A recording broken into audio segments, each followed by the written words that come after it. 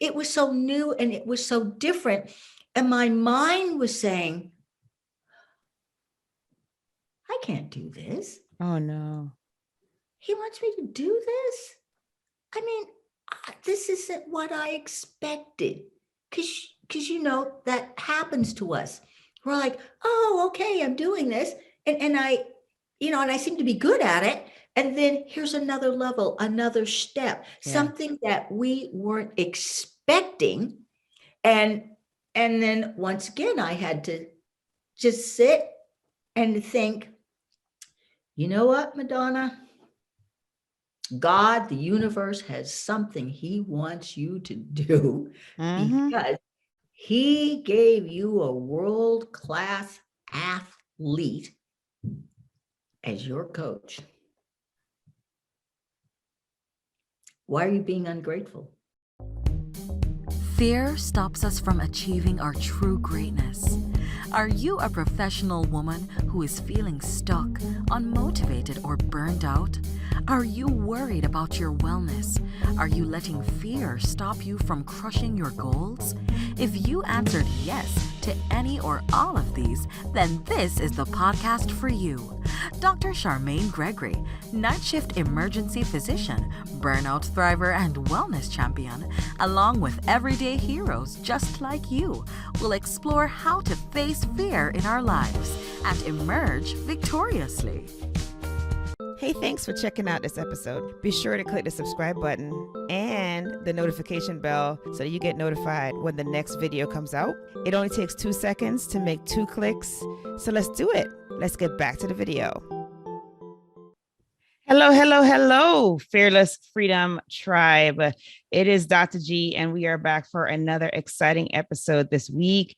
And today we have Madonna. Madonna is going to tell you all about who she is and what she is up to. Take it away, Madonna. Well, thank you, Dr. G. I want to say hello to the tribe. Oh my gosh. My name is Madonna, and greetings from Washington State. I am a retired fashion marketing instructor. And at the time I left teaching, I was teaching millennials. And that's going to become important a little bit later. Presently, I am a motivational speaker and I do act. And at the age of 57, I became an amateur competitive sprinter, and I had absolutely no track experience at all. And I refer to that as an unexpected journey.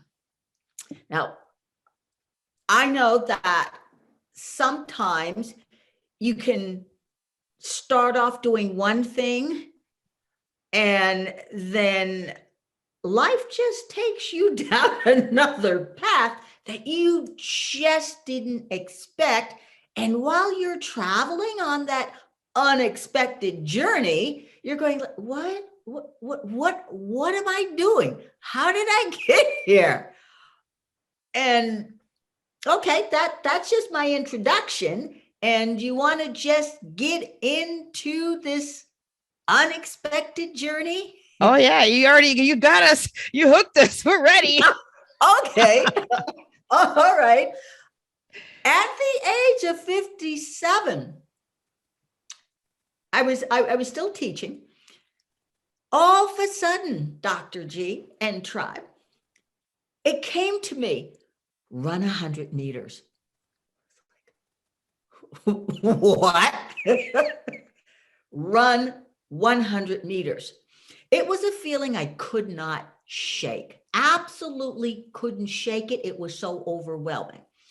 I will share that as a child, well, sure, I was fast on the playground, and I did watch the Summer Olympics, and I did want to be one of those fast ladies who was just out there winning medals for the United States.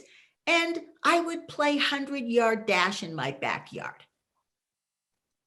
But as far as getting out there on the track, you know, life takes over. As you know, I went into the fashion industry, worked in retail as an executive, and then in women's apparel at the corporate level.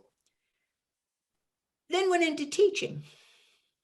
And like I said, where's this coming from? I said to my husband, who actually had track and field experience, I said, I want to run 100 meters. And he said, okay. Now, he was really old school, Dr. G. And old school is getting out there jogging with a backpack filled with bricks. And that is endurance training right there. Strength and endurance training. Okay. And ankle weights. And what I would do, I would jog for miles up and down hills. And that's what I did. My husband entered me into the 2011 Washington State Senior Games. Now here I am, because I'm out here on a whim, Dr. G. Yeah. I'm here. And I'm thinking, all I have to do is run in a straight line as fast as I can, because I was entered in the 50 meters and the 100 meters. Just run as fast as I can. Well, Dr. G, I won. Oh, kudos. That's fantastic. And I won the 100. Okay. And I was competing against women who had been running since junior high school, college. Some of them were actually trainers and phys ed teachers. Okay. And people were just, oh, well, why don't you compete for nationals? Yes, Nationals? Yeah, well, why not? Well, but my mindset was, I'm just doing this on the whim. I kind of felt like Forrest Gump, really, run, Forrest, run. And I'm like, okay, I'm running. And I said, okay. I entered the state games again. Lo and behold, I qualified for nationals. Awesome. You see what I'm meaning about this unexpected journey? Oh yeah. Okay, I'm competing in nationals. Didn't make it to the finals in the individuals, in the 100 meters, but did well. Better than I expected. But the 4x100 team, there was a 4x100 team of world-class women, I'm sure, who needed a fourth. Okay. So my husband says, well, go ahead and volunteer. Yeah. I volunteered because I can run fast in a straight line. And so I signed up, and the team was supposed to meet at 12. Okay. And the race was at 12:15. Okay. Well, that's just how it was, because most of the competitors there were world class. They travel around the world competing. So you show up and you decide who's going to be first, second, third, and fourth, because everybody pretty much knows what to do, because remember, they've had decades of experience. Right. Here I am. They look at me and they go, okay, what do you want to run? And I'm like, what? They quickly realized, because I said, I've never run a relay before. I've watched it on television, and you should see the looks on their faces, like, oh yeah, Yeah, because I mean, there's a whole method to passing the baton, and when you have to start moving, when your teammate is approaching to receive the baton. One woman was quite upset with me. She said, "We are world-class athletes and we expect to win a medal." And I'm like, "Oh, Okay. okay." Well, And then you what better teach me fast. Then there you go. Well, and that's what happened. And that's what happened, Dr. G. One of the women who, oh, bless her heart, she was and probably still is, a track coach for a high school in Georgia. She said, Okay. "Let's go."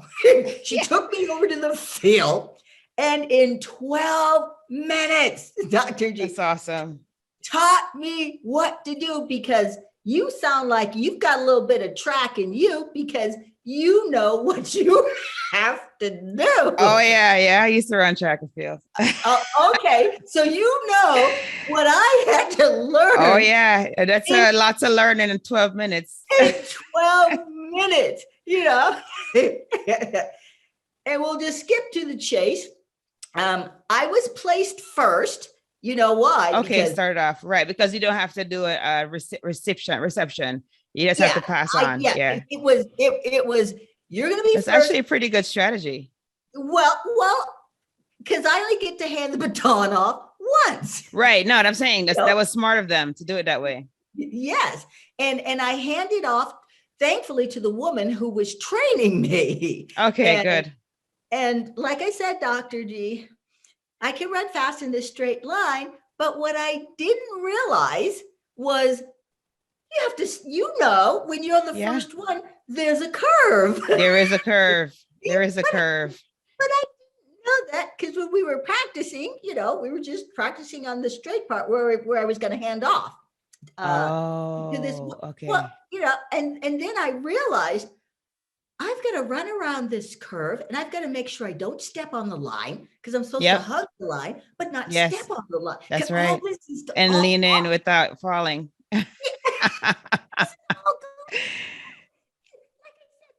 Unexpected journey, and all I could think of was, I've been a corporate executive. I know that I need to listen. Mm-hmm. Yes, indeed. And I know I've got to be a team player, and I'm not going to be the one on the team to mess up. It's not going to be on me. I'm going to do everything that I'm supposed to do to help the team, because I've trained people to do that. This is what the team needs to do. This is the goal. Boom, let's go do it. Yes, indeed. Here I am. The gun goes off, and I'm running and realizing, got to do the curve. Right. And of course, the woman who's in front of me, her hand looked like a movie screen to me. It looked this big, because I just knew I had to put that baton in there securely. And that's what I did. I don't know how hard I put that baton in there, but I did. And off she went.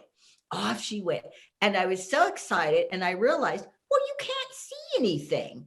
Once you hand that baton off and you're first, you're looking down the track, and it's like, well, I can't see what's going on until that last leg. And the woman who ran the last leg, she had just broken a record in the 400 meters.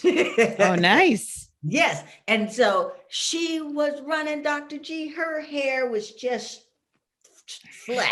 That weave was straight, and she's running. And I realized, we're in third place. We were in third place. We came in third. And when it was time to receive the medals, right, the most exciting thing was that the first place team had not only won, but they had broken a world record. Oh, that's awesome. They'd broken a world record. And here we are, the bronze, the happy bronze. Right. Getting our medals. And when the medal was placed around my neck, the first place team got in a huddle. And then they said, they started chanting, "Good job, Madonna. Good job, Madonna. Good job, Madonna." I'm like, what? Yeah. How do they You guys know? broke a record. You know, Yeah. you guys just broke a record. But you see, Dr. G, the word had gotten around that there was Oh, a that you were a woman out complete there novice. who didn't know what to do. You know how gossip flies around, like, yeah, Well, thank goodness it's something positive. yes, yes. And then everybody started chanting, "Good job, Madonna." And my That's husband awesome. was in the stand. He was stunned. The guy next to him jabs him in the ribs and says, "Come on, say good job, Madonna." And he's like, "Whoa." And the unexpected journey. Obviously, I'm still in the game running. I did rupture my Achilles Oh in my gosh. 2014. Yeah, I ruptured my Achilles in 2014 racing. And I was 62 at the time. And the surgeon said, no more running for you. You will not have that explosive speed. My rupture was worse than the picture that the MRI took. And plus I had small calves, which kind of annoyed the surgeon. You know, when you have small calves, they can't get in there, Yes, do more everything manipulation to be done. they need to do.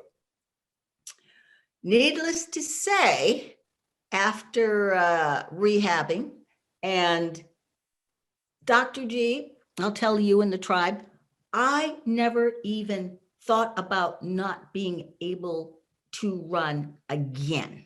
Nice. I thought that if I cannot do the short distance, I'm going to have to do long distance walking.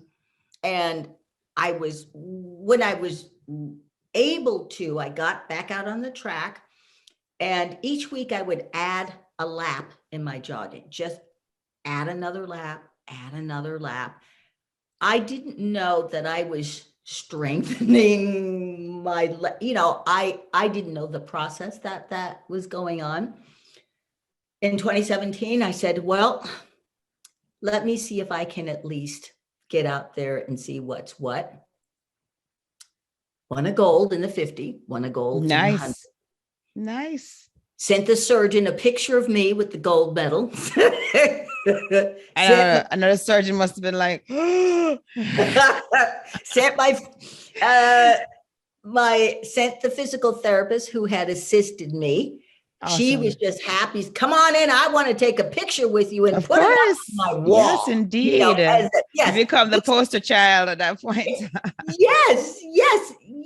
Because in fact, with my left leg, my left foot, I'm not able to lift. There isn't a lift. I lost my arch. My foot is just like, and I can feel where the surgeon kind of pulled this and did this, and my leg does look different. It's a different shape from the right leg, but one would have to look closely to see that. You know that, but not, it wouldn't be so easy to see. Exactly, unless I just pointed it out. So sure, like you said, I'm the poster child. It's like, yeah, she had a real bad ruptured Achilles, and after her physical therapy with me, she's got to go, and she's still racing. She's still in the game. To bring us forward, I was eligible to compete in the 2019 Senior Games. But my husband would not make that journey with me.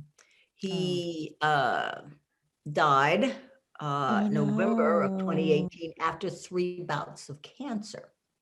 And one of the things that he said to me, one of his dying wishes, was for me to continue to compete. Wow. And Dr. G, I know that you have probably known people who have had a terminal illness, and when you're their caretaker and you want them to go ahead and do everything they possibly can, because he was at the point where he would have to go through more chemo, more radiation. Mm-hmm. I had married an older man, and he just didn't want to do it. Mm. You know, he'd been through it, didn't want to go through all of that. Mm-hmm. And I did say to him, oh, but come on, we have to go to Albuquerque. I need my coach.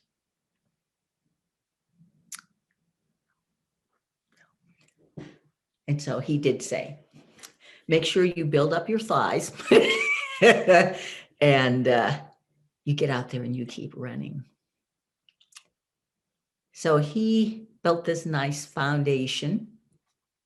I needed a new coach, nobody full-time, just someone to help me tweak. Sure, absolutely. Look at me and just kind of tweak. Like I said, you've done this. So, you know, with me being a novice, I just need somebody to just, you know, once in a while say, okay, you need to do this, you need to do that. You know, I'll see you in 2 weeks. I asked 2 boomer coaches. They were busy, but one of the boomer coaches said, oh, I know someone. Yeah. Well, that's good to get a recommendation. Yes. Get a recommendation. Yes. May I have him call you? So I'm like, oh, okay. All right. And the person who called me was an Olympic hopeful. Like, whoa, was an Olympic hopeful. He was a national champion in high school, you know, not just Washington State, but national. Right. He had been in the Junior Olympics twice, brought home some gold, went to Portland, you know, track town and multiple times NCAA, multiple times All-American, multiple times Pac-12, just nice, a whole boatload of nice, good awards. accolades. Yes, and like I said, an Olympic hopeful, and I thought, how does this happen? You know, when doubt creeps in, and I'm going to share some doubts that were in my mind while I was running, you know, this whim of running. But there's that moment of, this guy's got all these accolades, and he's going to do a friend of his a favor and coach me. You know how there's something inside of you that says, well, I'm not good enough for him to take his time to coach me. You know what I mean? Yes. Because it's like, what? This is a world-class athlete. I mean, is he going to take me seriously, or what? Yeah. Right. All the things. There's all those naggy little things, instead of just saying, oh, I am so grateful. I'll receive it. I'll take it. Yeah. Yeah. You know, I had to get to that. But that initial, and since we're talking about being fearless, you know, there's sometimes we don't think that we deserve this wonderful opportunity. Like, absolutely. Why me? Right. I have no experience. I'm Forrest Gump out here. So anyway, anyway, we meet, and obviously he goes ahead. You know, I'm the favor, all right, and I had potential, and he decides to coach me. Okay. And I'm just thinking, one and done. That's what I'm thinking. And in the short time that he coached me, because it was just maybe about 3 to 4 months. Okay. Well, I realized in Albuquerque that now I didn't make it to the finals. I didn't do that, but I ran faster. It's like, Okay. whoa. And I felt like running again. And I thought, oh my goodness, that training that he put me through. Why, of course. Mm-hmm. These guys, as you know, you got to be ready to run full out in, the preliminaries and all of this, the races, all the races. all of the, and it's all full out, right? Yes. There's no messing around. It is No. one and done. It is one Yeah. and done for you, for you guys. Yeah. And I thought, oh, all that stuff he had me doing. And I ran 2 races, the 50 and the 100, and I still felt like running. And I was beginning to understand all that stuff that he had me do. And I initially had a bad attitude about it, but I didn't tell him because he had me doing these things that my husband didn't have me do. I mean, I wasn't running around with backpacks of bricks and all that sort of thing. You know, probably some of the drills that I had to do. And I can remember being out on the track and saying, what did I get myself into? Oh, wow. I never done all the stuff he wants me to do. And it's just a fraction of course, what he has to do. But it was so new and it was so different. And my mind was saying, I can't do this. Oh, no. He wants me to do this? I mean, this isn't what I expected. Because that happens to us. We're like, oh, okay, I'm doing this. And I seem to be good at it. And then here's another level, another step, something that we weren't expecting.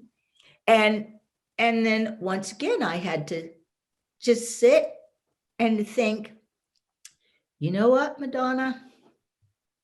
God, the universe has something he wants you to do because he gave you a world-class athlete as your coach. Why are you being ungrateful? Right. Why are you being negative? Which I did not share with him at the time because I know better. Yeah, sure, absolutely. Like I said, from my background, I know better. But it was what I had to go through inside because it was so different from what I was used to. It was so different. And I know that having trained people and managed people, that sometimes people give up. Yes. When things are a struggle, it's like, oh, I want a promotion to be a boss. And they get that promotion and they realize, what? Yes, I do all this extra work now. I'm responsible. The buck stops with me. Exactly. Yeah. I'm the one that has to handle disputes between people. I'm the one that has to say, no, you can't do this. And then everybody's like upset with me. And it's, there's that responsibility. Well, I thought I wanted this, but look. But then there's the mindset, well, this is what I wanted. This is what I'm going to have to do my best to prove that, yes, I deserve this promotion. I do have the talents. I do have the skills. I can do this. Absolutely.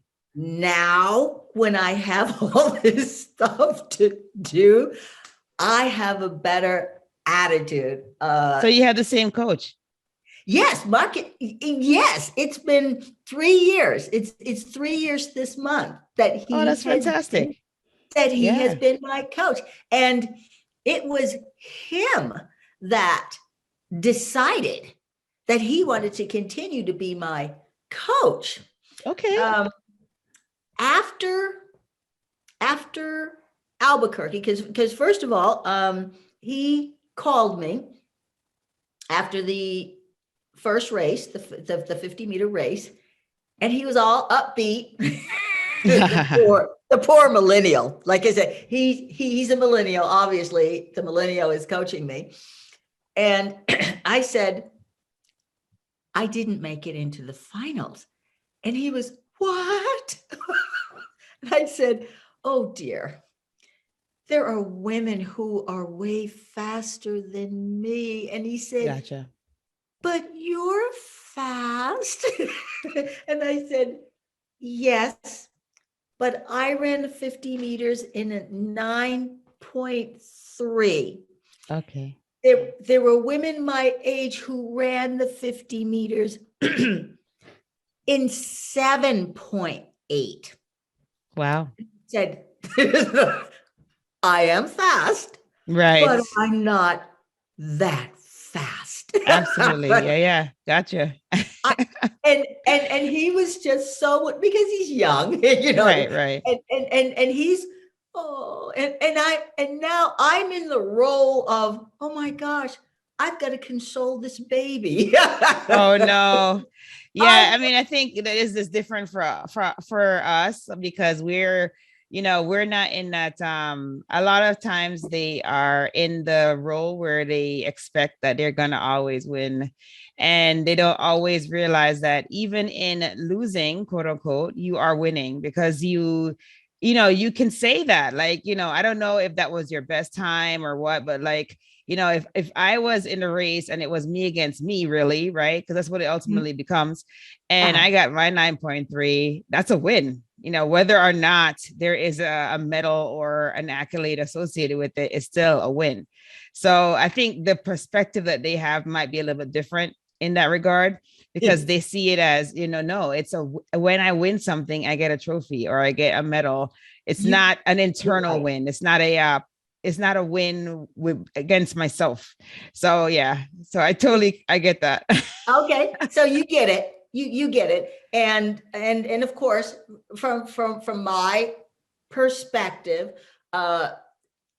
there are many between the two of them, Marcus and myself. We have a boatload of trophies. I know what it takes to win. And I also understand when I don't win that it is okay, because I can look to see, I can say that, oh my goodness, I'm not running a 7.8 against these people who are coming in. They're like on teams, they're in these little clubs. They've run different races around the world. And I'm not saying that it's not impossible for me to eventually beat them, because you have to see like, oh, okay. All right. Yeah. Okay. And the same thing happened with the 100. I think I ran the 117 in change, but the people who made it into the final were running 14. Got it. Yeah. Yes. My time was better than my qualifying time. I saw that. And like I said, I felt really good physically. Yeah. And I also realized, and I told my coach this, that I had been feeling like an imposter. Here I was, especially in the Washington State games. Here I was winning, but I didn't feel like I belonged, because I'm sitting around with the sprinters. We're all, we are the only ones with shade out at the track meet. I don't know if it was like that with you, because you know how hot it is out there. And the sprinters are the only one who found a decorative little tent thing, and we're all under there. And men and women, they're talking about, this that they read in a running magazine, or they got these shoes, and what race were you in last week in Louisiana? And I'm just sitting there because I'm a duck out of water. Now, if you ask me something about fashion, yes, you're all over that. I'm all over it. Yes. But I felt out of the loop, even though I had my medals, and I just felt like I didn't belong, Gotcha. even though I was consistently winning year after year at the in Washington State.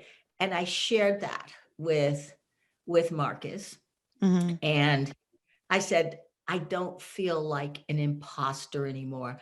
I feel like a sprinter. Oh, that's awesome. I am sprinter. So you see, I had to get to a point where I could say, I am a sprinter. Absolutely. I am an athlete. And my coach, who is now 27, we did have an interesting conversation after the 2021 Washington State race in July. And he was there. He was there on a day that he thought he was going to be in Japan. Okay.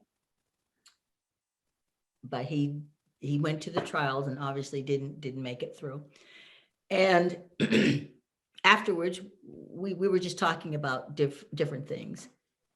And he said that one of the things that annoyed him was that I would tell people that I'm not an athlete. Oh. And he says, you are. Stop telling people you're not an athlete. You are, at this point, all this training and all the stuff we're doing, you're an athlete. And I thought about it and I said, when I say that I'm not an athlete, I am diminishing him as a coach. Yes. And I hadn't thought about that because, from my perspective,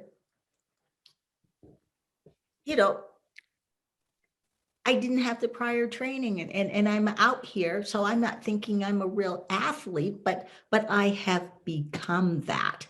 Nice. And yeah, for your listeners, when you try something new and you're good at it and you're realizing, oh, I didn't know I was good at this. Well, do I continue with it or do I walk away?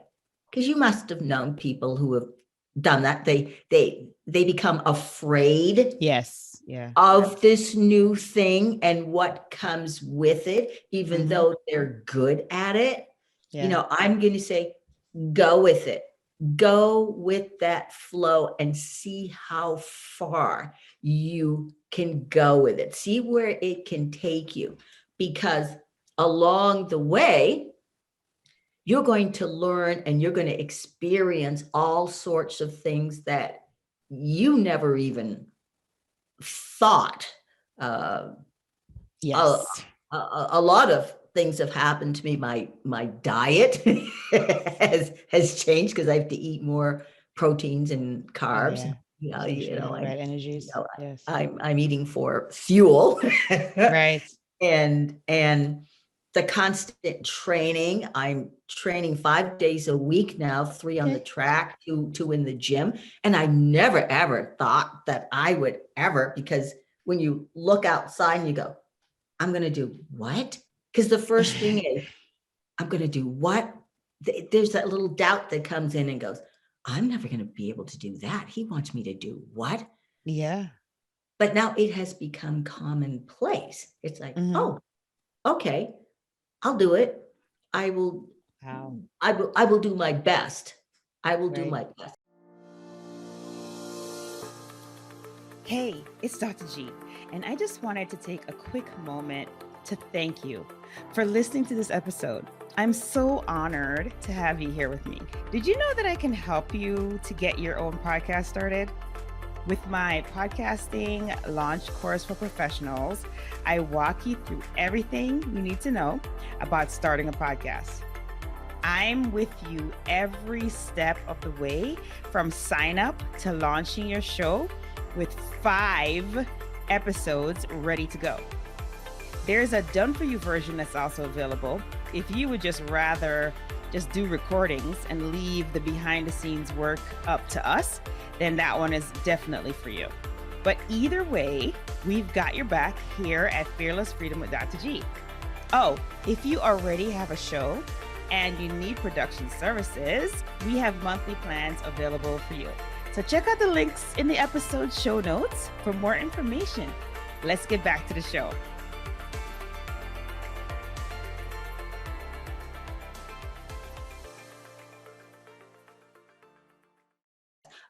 Dr. G, let me ask you Yeah. a question. What was your event and how long were you in track and field? What did you do? Was it high school? So the thing about it is that I was essentially, I was born and raised in Jamaica, and in Jamaica, everybody runs track. All the children do. And so I competed for my prep school pretty much in the shorter races. So I guess we did up to 400. So we did 100, we did 50, 100, 200, and 400. And that was up until the 5th grade. Okay. What was your event? Did you do all those? Yes, we had to do all of them. Like you had to do all of them. Yes. Yeah, once you're on a track team, like you did all of the events. You did all of the races. Well, I guess if you can run a 400, which is what my coach runs, then you can run a 200. You can run. Correct. Oh, yeah. That was the thought process, right? And then, of course, at that level, what they're doing is they're essentially trying to figure out who are going to be the students that are going to become like the national athletes, right? So that's kind of how it went. And so I left Jamaica and I went to the States, and then basically like I didn't really do as much track and field in the States. Like I didn't do I did like a little bit of hobby when I was in college, but nothing serious. I picked up other sports then. But I do remember the training for the relay team and everything. Like I remember that because I was so young when we were doing it that those memories are very fresh. Oh my goodness. Yes. So that when you realize when I said I had 12 minutes, because it was either don't compete, because she doesn't know what to do, or let's just start praying. Just show her what to do.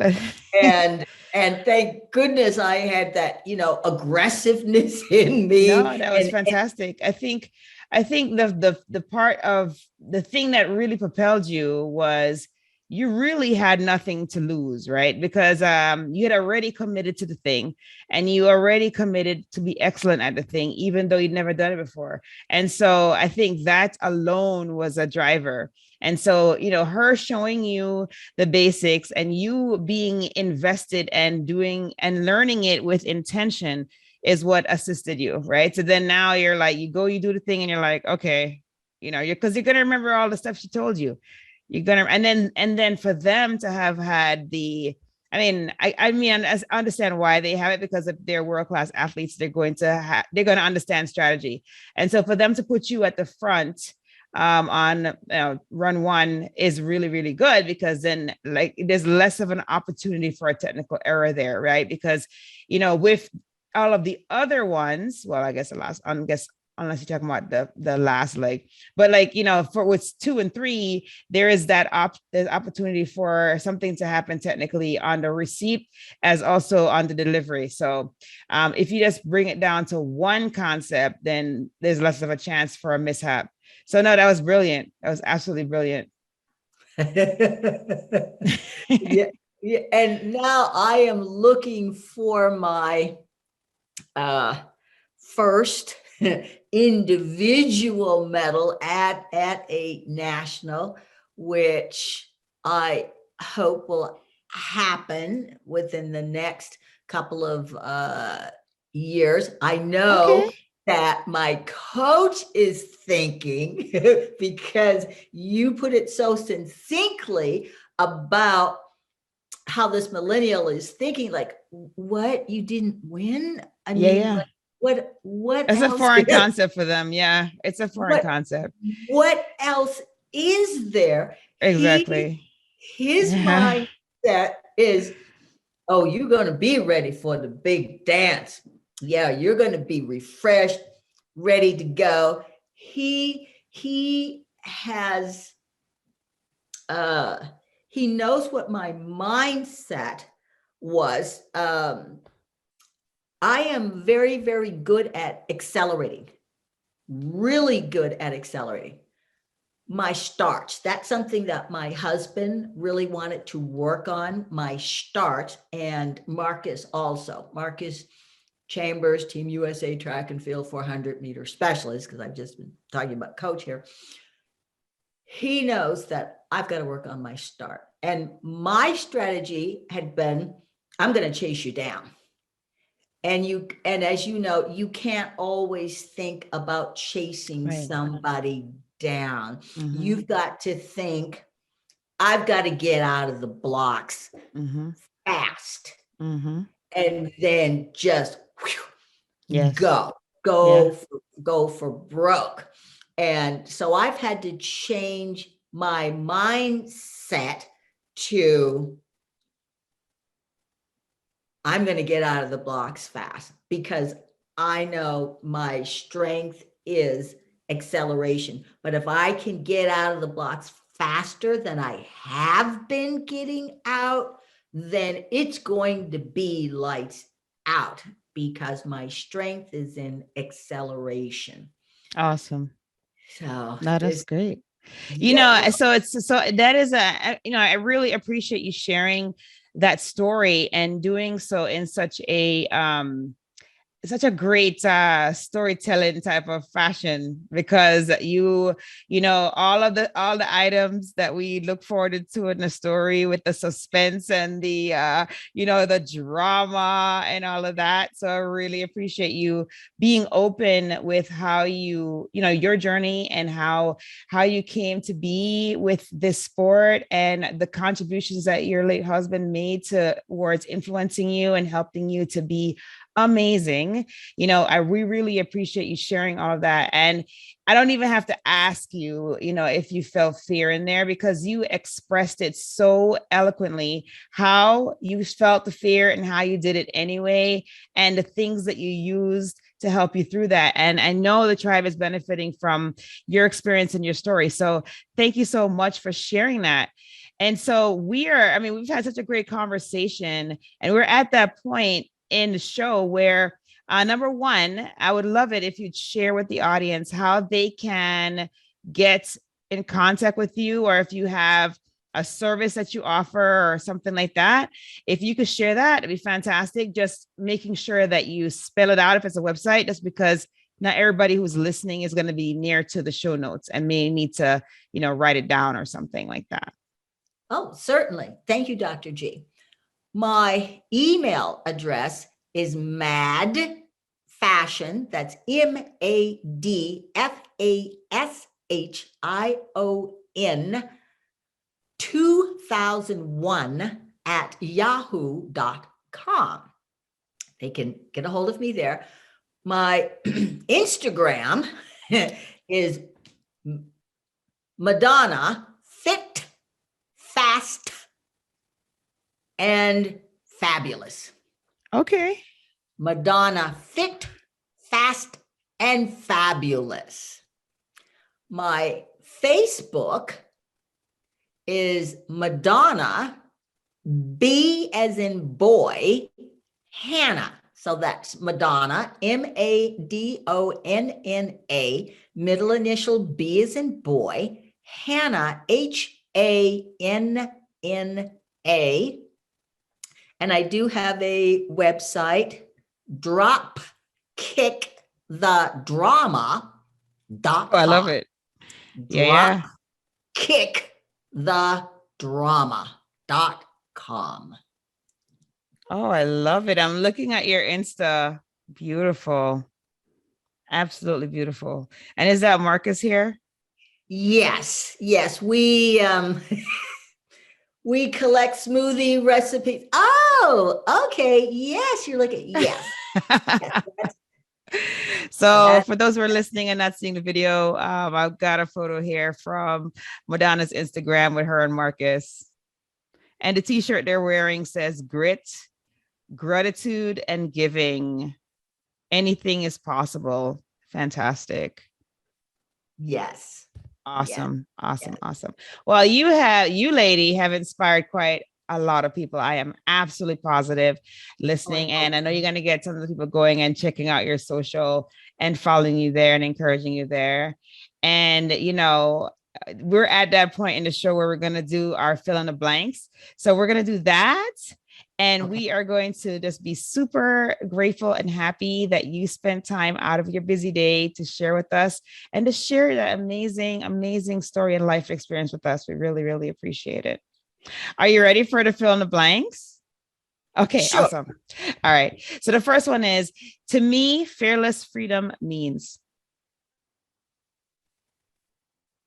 Being your best self, living large, and doing something afraid. Just go ahead and do it. And if you fall on your face, well, at least you attempted and you have that experience. You've still learned something. absolutely, absolutely.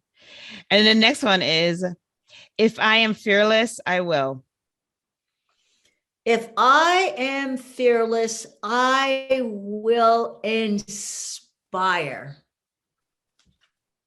students who have been bullied, students with special needs, people who are looking to do something for someone else. I hope to empower other people so that they can motivate and empower other people. That's a ripple effect. That's pretty profound. Yeah, indeed. Awesome. And then last but not least, my battle cry is. My battle cry is,